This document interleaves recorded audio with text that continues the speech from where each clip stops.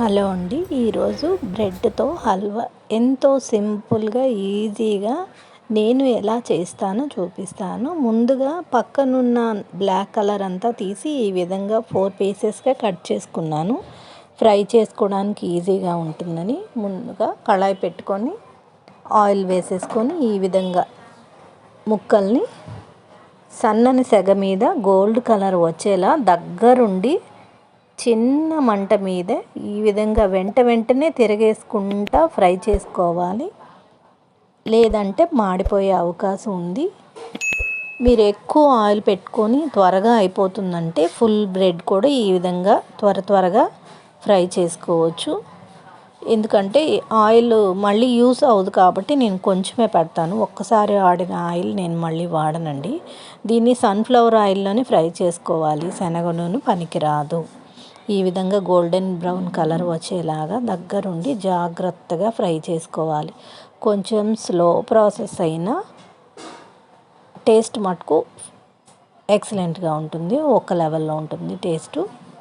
తప్పకుండా ట్రై చేసి నా ఈ రెసిపీ నచ్చినట్టయితే లైక్ చేసి షేర్ చేసి సబ్స్క్రైబ్ చేసుకోండి. ఈ విధంగా నొక్కి తీయాలండి.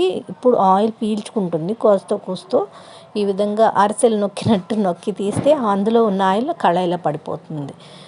ఇక్కడ పక్కన ఒక గిద్ద వరకు నెయ్యి తీసుకున్నాను. ఇష్టం ఉన్న వాళ్ళు ఇంకొంచెం అయినా తీసుకోవచ్చు. ఇందులోకి మీకు నచ్చిన డ్రై ఫ్రూట్స్ ఫ్రై చేసి ఆ నెయ్యిని పక్కన ఉంచుకోవాలి. ఇప్పుడు నేను ఒక బ్రెడ్కి అరకిలో షుగర్ తీసుకున్నాను.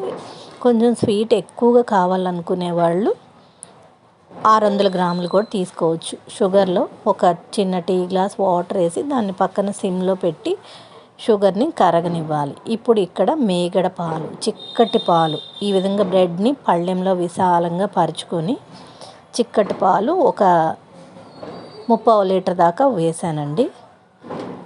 లీటర్ అయినా వేసుకోవచ్చు. పాలు ఎక్కువ వేయటం వల్ల రుచి బాగుంటుంది. ఈ విధంగా తీగ పాకం రాగానే ఈ బ్రెడ్ చక్కగా నానిపోయింది. వెంటనే నానిపోతుందండి. దీన్ని ఇందులో వేసి బాగా ఉడకనివ్వాలి. దగ్గరగా వచ్చేటట్టు అడుగు మాడకుండా కలుపుకుంటూ సన్నని సెగ మీద కలుపుతూనే ఉండాలండి. మనం ఎంత కలిపితే అంత చక్కగా తయారవుతుంది బ్రెడ్. నూనె బ్రెడ్ నూనెలో వేసాం కాబట్టి ఆ నూనె పైకి వస్తూ ఉంటుంది. వచ్చినట్టు తీసి ఒక గిన్నెలో వేసుకోవాలి పక్కన. ఆ నూనె ఇందులోకి మళ్ళీ పనికిరాదు. తర్వాత మనం నెయ్యి వేసుకోవాలి. నూనె అంతా పైకి వచ్చి తేలుతుంది. ఉడికి దగ్గరకు వచ్చినప్పుడు నూనె పైకి వచ్చినప్పుడు ఆ నూనె అంతా తీసి పక్కన గిన్నెలో వేసేసుకొని ఆ నూనె ఇంక మళ్ళీ ఇందులో వేయకూడదు.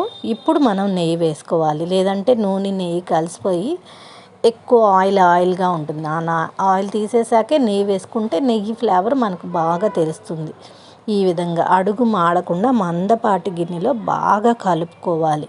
చక్కగా దగ్గరుండి చుక్కల మీద పడితే కొంచెం చూసుకొని పెద్ద గంట పెట్టుకొని చుక్కలు మీద పడితే కలుపుతూ ఉన్నప్పుడు జాగ్రత్తగా చేసుకోండి. అంతేనండి. ఎంతో రుచిగా ఉండే బ్రెడ్ హల్వా రెసిపీ